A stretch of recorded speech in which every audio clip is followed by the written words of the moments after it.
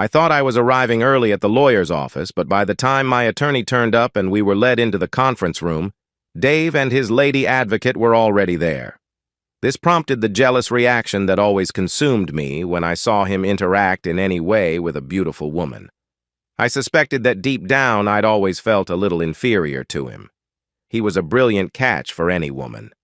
At 48, he was more handsome than he'd been at 20, tall and muscular, owned his own successful business, and headed the local chamber of commerce.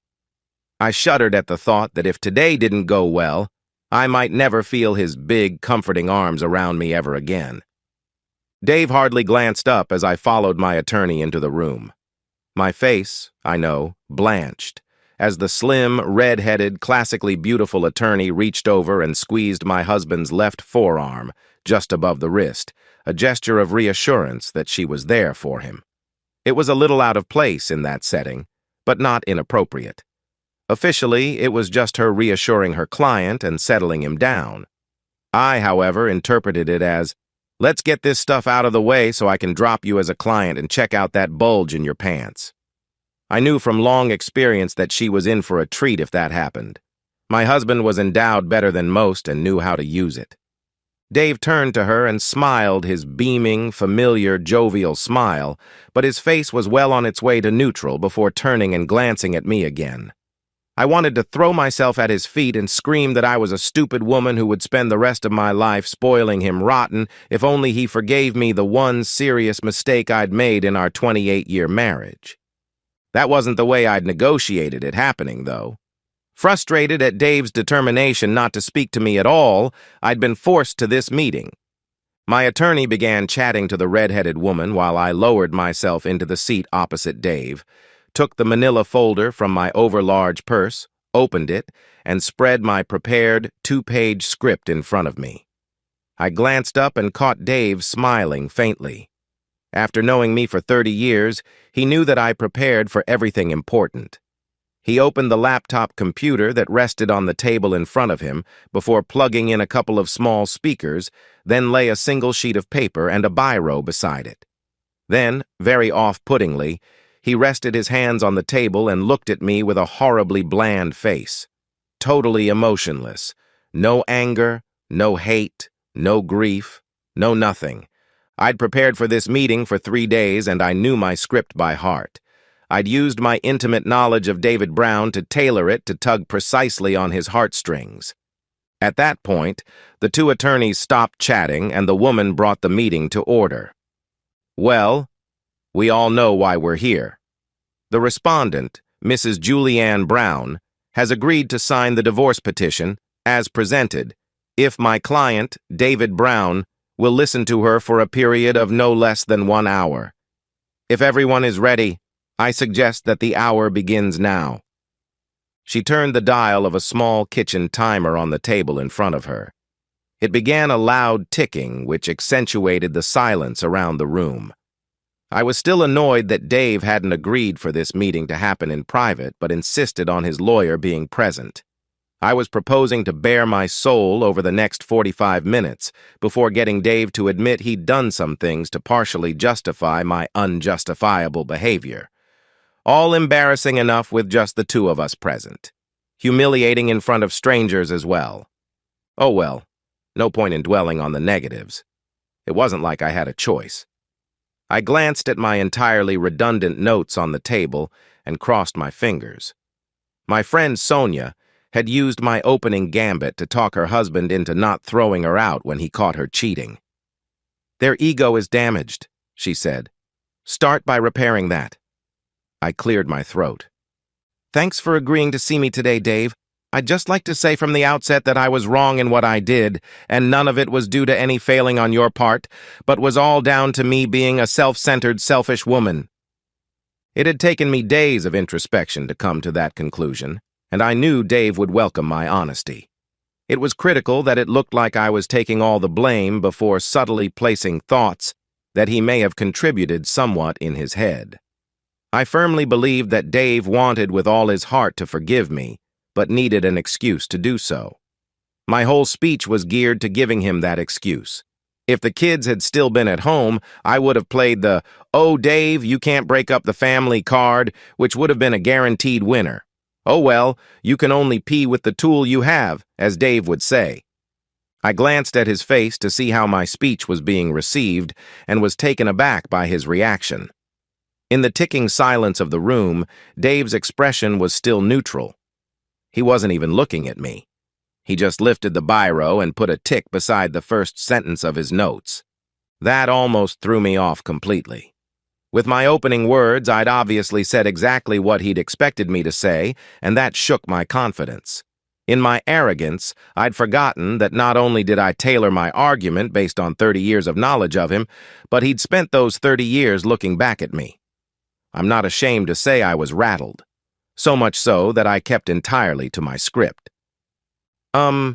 As I said, Dave, it was all down to me and some stupid, selfish choices I made. I was feeling lost with the kids gone and a little old, unattractive, and useless when I met Jason through my work on the church committee. He was subtle and was also obviously a master seducer. He knew exactly which buttons to press and when. He started off pretending he was just a friend, listening to all my problems after the church meetings.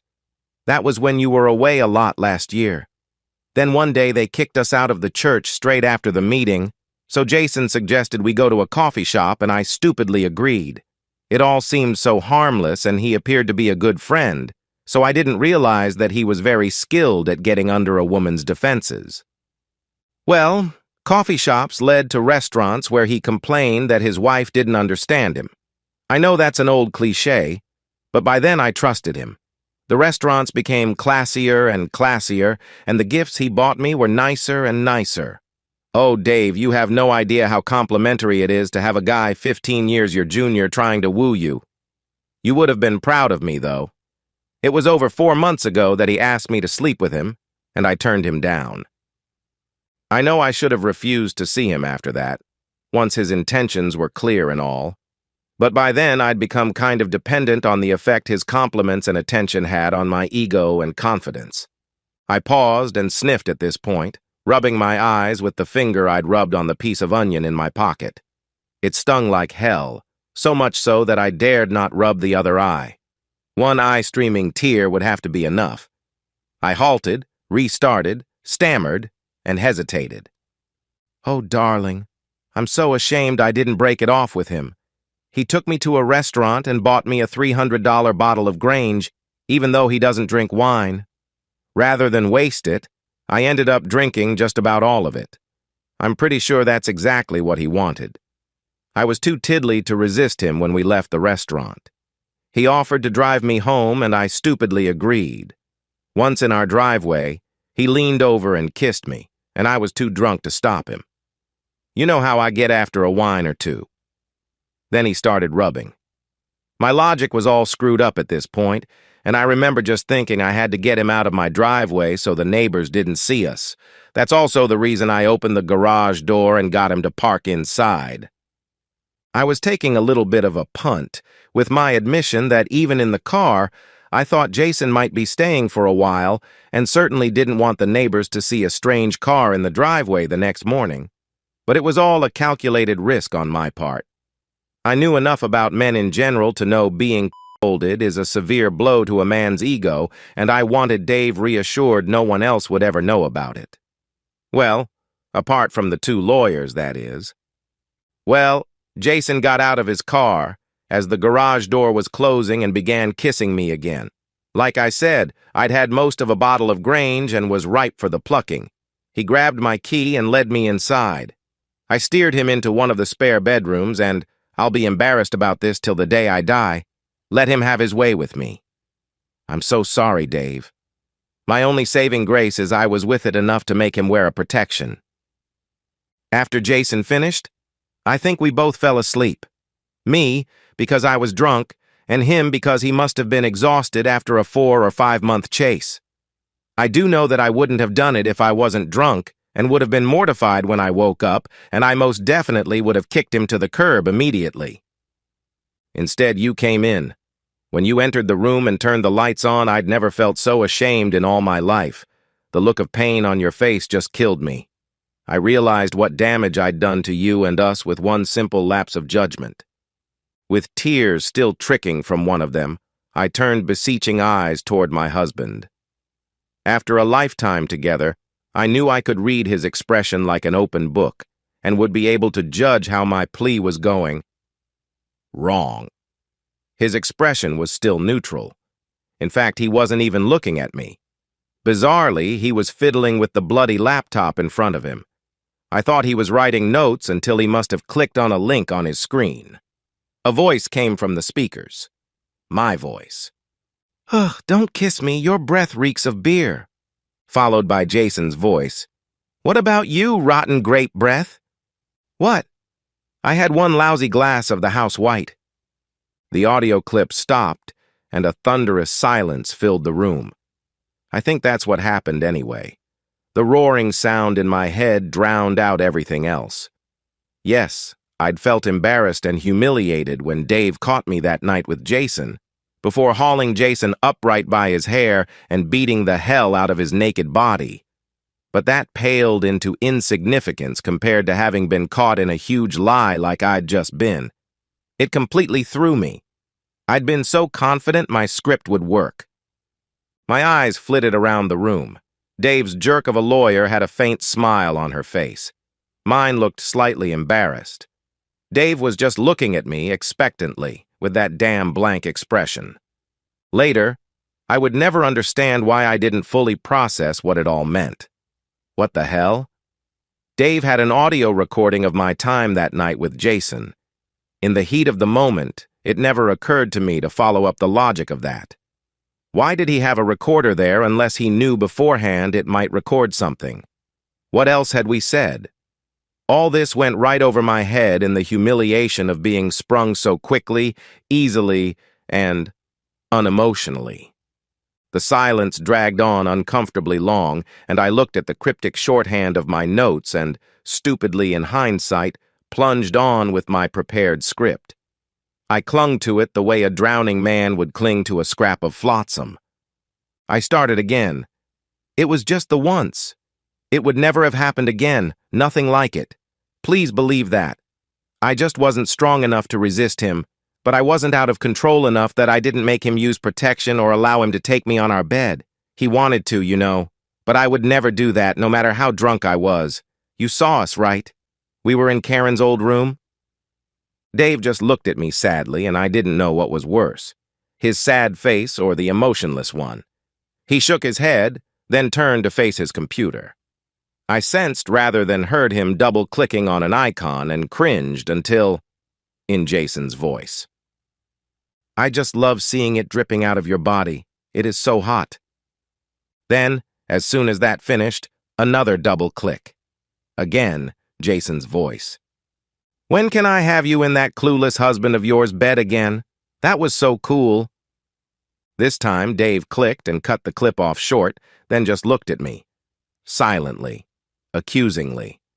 What could I say? Every nonsense thing I'd said had been blown out of the water, not by anything Dave could have said, but by my own words. The protection, this being a one-time drunken mistake, not humiliating my husband in his own bed, all exposed as the lies they were in just 30-odd self-condemning words. Tick, tick, tick. I was struck speechless. Although it was embarrassing, I glanced at Dave, looking for some sort of clue. His neutral stare still gave nothing away. In my peripheral vision, I saw my lawyer glance at his watch. This focused my thoughts on the loudly ticking timer and the knowledge that the 60 minutes I'd sold to try to retrieve my marriage were passing rapidly and, I must admit, spectacularly badly thus far. I forced my panic down. I started again. "I'm sorry for lying, Dave. About that being the first time, I mean. I just didn't want to hurt you any more than I had already. I thought if I could convince you it was only the one time, and it was for the reason I said, you wouldn't be so hurt." I stumbled back to silence. Did I now confess I'd been seeing Jason several times a week for over half a year? The trouble was, I didn't know what Dave did, and didn't know. He knew from the recorded conversations that the night he walked in on Jason and I wasn't our first and only time, But how much more did he know? The fact that he'd hidden a recorder where I usually did the deed with Jason suggested he suspected at least one other time. I just didn't know. I did know, however, that if I was caught in one more lie, it was all over. Oh well, Julianne, old girl, time to be vague, avoid details, and stick to facts. The truth is, Jason did seduce me, and it did take a while. He has a thing for older women, and it's very true that a woman my age gets a huge ego boost being pursued by a man almost the age of her children, and I just wasn't strong enough to resist. I admit. I was weak and needy. I considered telling him that I'd only ever used the master bed once, and that was the first time. It would be a lie, but one that would paint me in a far better light than I currently was.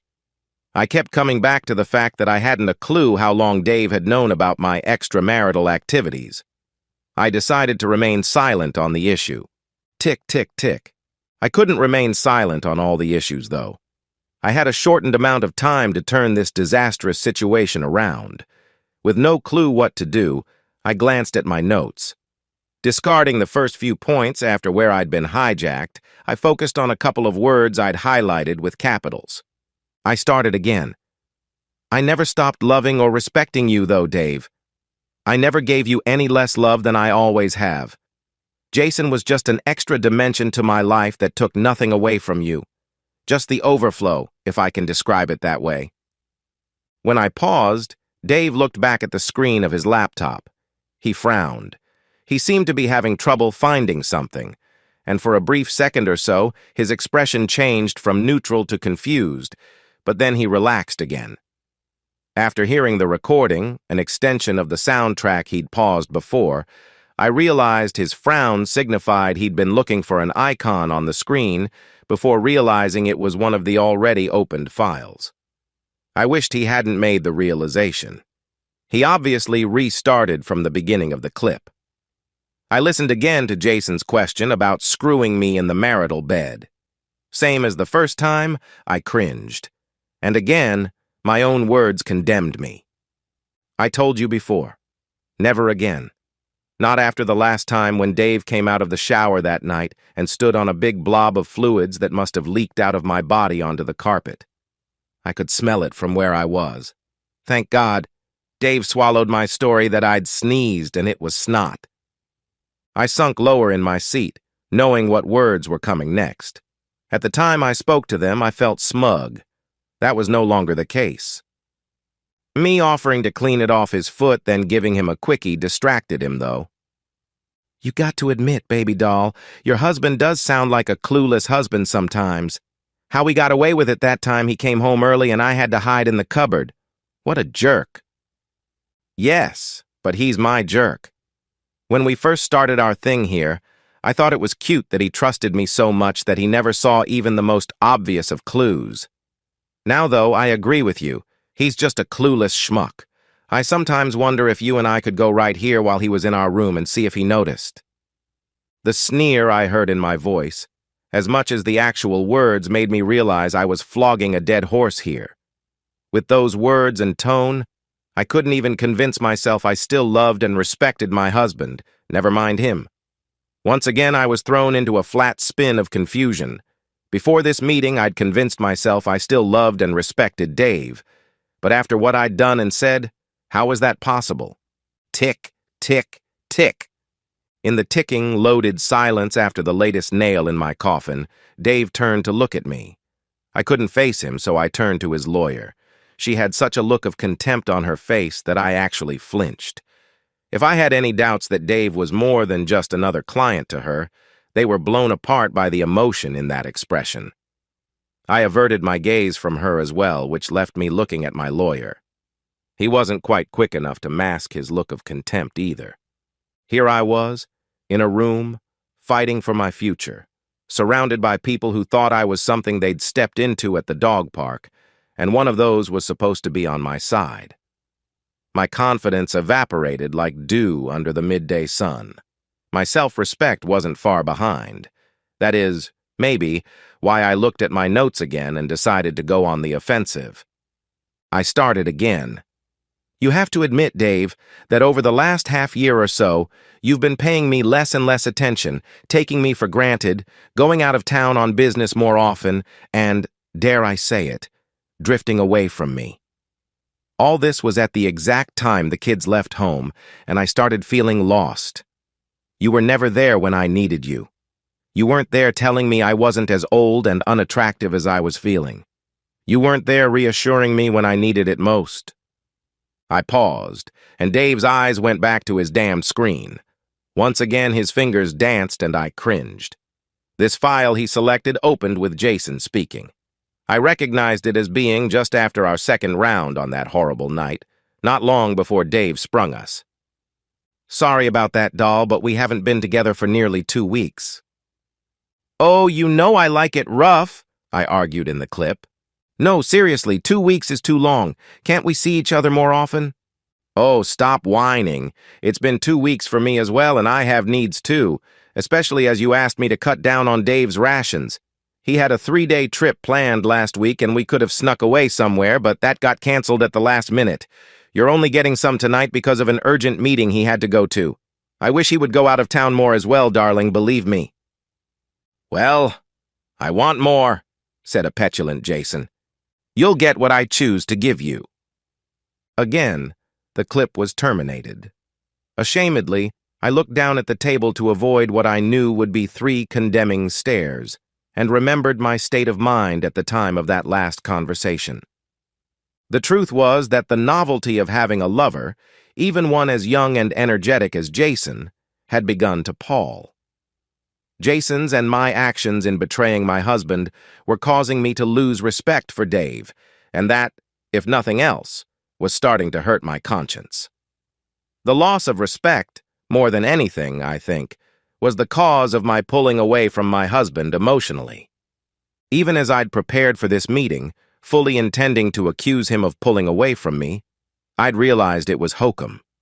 To allow myself to keep betraying him, I'd been emotionally divorcing Dave. Cutting him off in bed had been an easy decision simply because Dave's loving caresses were so different from Jason's impatience that it was impossible to confuse the two. That reinforced to me that what I was doing was very, very wrong, so I'd started turning my husband's advances down. He'd pushed for a while, then stopped. All of a sudden, I comprehended what should have been screaming for my attention months ago. Dave had abruptly given up his love life around the same time he'd started working longer hours and going away more. I'd thought at the time he was emotionally distancing himself from me as well. I closed my eyes, now thoroughly confused as to who was distancing themselves from who. And then it clicked. Dave must have known for a while.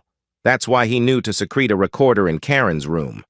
Hell, my whole approach to this meeting had been to minimize my crime, heal Dave's wounded pride, eat some humble pie, all to get the life and future back that I so desperately wanted. I thought I was assuaging a recently wounded bull, but if I was right about him knowing for at least 2 weeks before he confronted me, then he was way more devious than I thought possible, and I was wasting my time appealing to his emotions. Tick, tick, tick. In summary, I didn't have a clue what to do. I'm much better when I plan than when I ad-lib, hence the 2 pages of notes. But I had to do something. Time was running out. The ticking clock reinforced that. In desperation, I picked up my notes and looked for hope. The pounding in my head made absorption of the words a very slow process. Nothing leapt out. Then I realized that the notes were a distraction as the game had changed so much. If Dave had known I was stepping out for a while, what was his state of mind? He'd be hurt at my betrayal, of course, but mainly he'd be worried about my motivation. Was I not satisfied by the quantity and quality of his lovemaking? Did I find him boring and want to explore my kinky side? Did I love Jason? Was I planning to run away with him? These fears and doubts I could fix. I risked looking up into those expressionless eyes, wondering if I should take a punt and risk telling more lies. If only I could remember what else Jason and I had talked about that fateful night. If only I could be sure that was the only night David had recordings of. Surely the sequence must have been suspect, set up recorders, confront. He couldn't have been sure for long. He just wasn't that good an actor. I wanted desperately to convince him of the truth. I did still love and respect him. My desperation to not have him leave me proved that, far above my fear of losing my very comfortable lifestyle. But how to convince him I still respected him after we'd all heard me calling him a jerk in front of my lover? Where was the value in trying to justify denigrating him to my lover as a soapy to my conscience and to create a shared bond between Jason and me? None that I could see. The same went for still loving him. If I'd caught him messing around on me, wild horses wouldn't have managed to drag a conclusion that I thought he still loved me out of me. So, convincing him I still loved and respected him would have to come with time. Time bought by persuading him to not insist I sign the divorce papers. But how many ticks of that damn timer did I have left to convince him of that? One thing was for sure, my next few sentences had to score points. Lots of points. I steeled myself and looked across the table at Dave. I started again. I know it seems I lost my love and respect for you, Dave, but I assure you, I never did. I love you and our life together. I want to end my days with you, and only you. Having a glimpse of what life is like without you, and the memory of the shame I felt when you caught me, will keep me on the straight and narrow for the rest of my life, of which you can be assured. Jason was a distraction, a bit of a sugar hit when I was craving an ego boost. I didn't love him, and was certainly never going to run away with him. Yes, it was wrong. Very wrong. Especially acceding to his suggestion that you and I make love less. I really don't know why I went along with that, especially after I'd managed to convince myself that I was just giving him the excess that you couldn't handle. He didn't have any more stamina in bed than you did at his age, and he was far less skilled and considerate. I wasn't motivated by anything but lust and selfishness. It was an ego trip. Yes, it was nice to be messed to exhaustion by someone before my body lost interest in intimacy, but it was totally unemotional.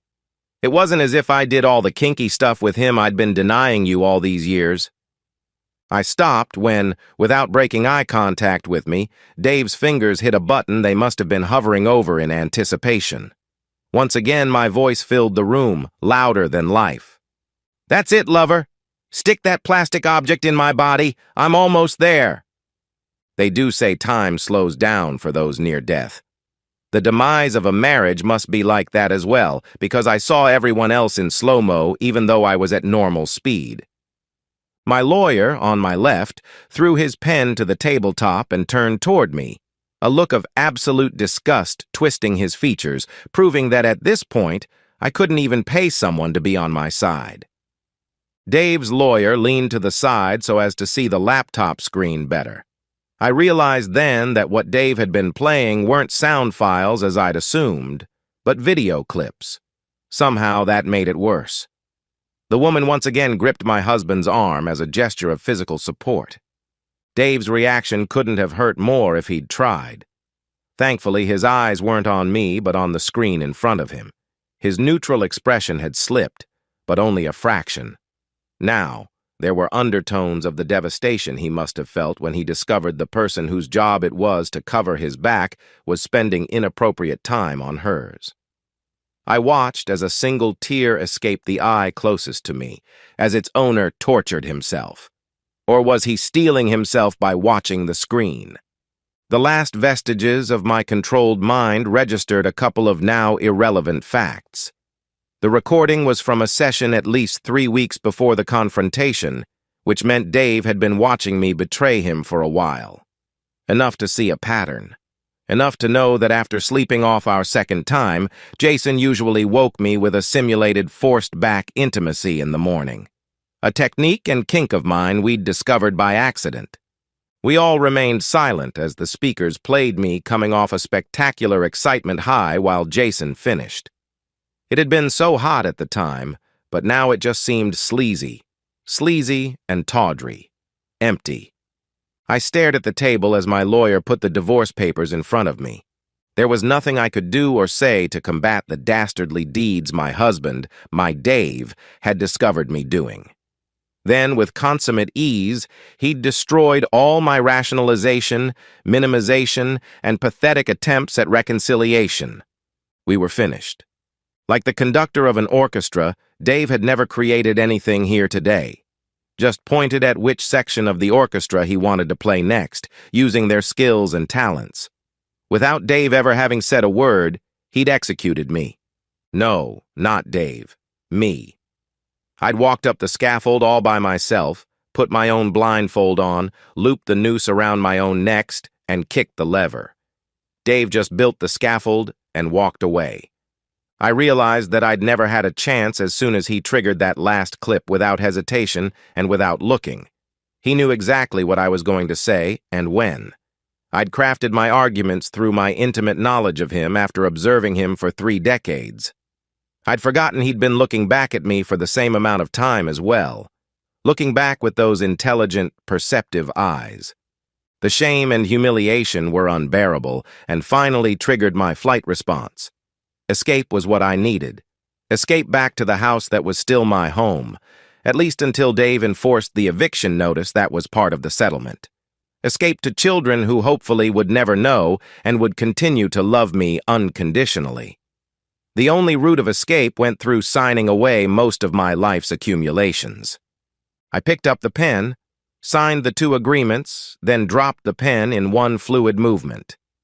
I'd been surprised Dave's business wasn't worth more, but that's what my lawyer's evaluation had uncovered, and surely Dave hadn't known long enough to have hidden most of it away. Son of a blip. By that time, thankfully, the last recording had ended, and the ticking silence returned. My lawyer picked up the signed papers, handed one copy to the woman, and shuffled the rest into his briefcase, stood, and left the room. I sat there, frozen, wanting to run, but wanting to leave with a positive message.